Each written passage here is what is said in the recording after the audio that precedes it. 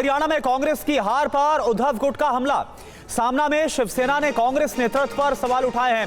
अति आत्मविश्वास की वजह से हार हुई है, यह सामना में लिखा गया है। स्थानीय नेताओं की नाफरमानी भी हार की वजह बनी है। कांग्रेस की अंदरूनी लड़ाई से बीजेपी को फायदा हो गया। जीत को हार में बदलना कांग्रेस से सीखो। तो यह आप देखिए उद्धव गुट ने किस तरह से कांग्रेस पर हमला बोला है। जो हरियाणा में कांग्रेस का हाल हुआ है, इसके बाद तंज कसा गया है और यह कहा कि जीत को कैसे हार में बदला जाता है, यह कांग्रेस से सीखो। आपको बता दें कि 37 सीटें ही जीत पाई है कांग्रेस। हालांकि कांग्रेस को यह विश्वास था कि इस बार उसे जीत हासिल होगी। तो सामना में क्या लिखा गया है और किस तरह से कांग्रेस पर हमला बोला गया है, यह आप जरा देखिए। सामना में क्या लिखा गया, जीत को हार में आखिर कैसे बदलें कांग्रेस से, यह सीखा जाए, यह सामना में बकायदा लिखा गया और इसी के साथ ही यह तंज भी कसा गया। यह सवाल पूछा गया है सामना में, क्या हुड्डा ने हरियाणा में कांग्रेस की नैया डुबो दी?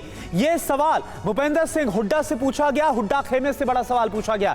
इसके अलावा कुमारी सैलजा को लेकर कहा गया, कुमारी सैलजा को सार्वजनिक तौर पर अपमानित किया गया। यह भी सामना में हार की वजह के तौर पर लिखा गया है। उद्धव गुट की तरफ से हरियाणा में कांग्रेस से कोई भी मजबूती से नहीं लड़ा है, यानी कि अति आत्मविश्वास की जो बात है वो लगातार कही गई है और इसको लेकर निशाना साधा गया अपने इंडिया अलायंस के पार्टनर पर।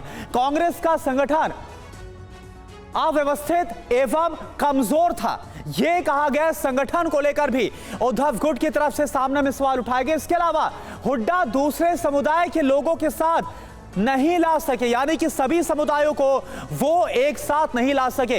राजीव सिंह इस वक्त हमारे साथ जुड़े हुए हैं। राजीव, जो सवाल उठाए गए इसके बाद बात साफ है कि जो इंडिया अलायंस के पार्टनर है, बहुत अहम पार्टनर उद्धव गुट जो यूबीटी है, वो बाकायदा काफी नाराज है जो कुछ हरियाणा में हुआ है। देखिए, सामना में यूबीटी की तरफ से जो सवाल कांग्रेस पर उठाए गए हैं वो सिर्फ इसलिए नहीं उठाए गए हैं कि हरियाणा में कांग्रेस की हार हुई है, क्योंकि हरियाणा के बाद महाराष्ट्र में चुनाव होना है और लगातार एमबीए गठबंधन के तौर पर महाराष्ट्र में बैठकों का दौर चल रहा है। सीटों को लेकर जो खास तौर पर कांग्रेस और शिवसेना यूबीटी में लगातार खींचतान चल रही है। तो कहीं ना कहीं शिवसेना इस तरह के बयानों के जरिए कांग्रेस को बैकफुट पर डालना चाहती है और साथ साथ में जो हार की वजह है उसको भी गिनाया कि किस तरह से कुमारी सैलजा को अपमानित किया गया, किस तरह से संगठन में तालमेल की कमी थी और कांग्रेस बहुत ज्यादा ओवर कॉन्फिडेंट थी और यही मुख्य वजह है हार की।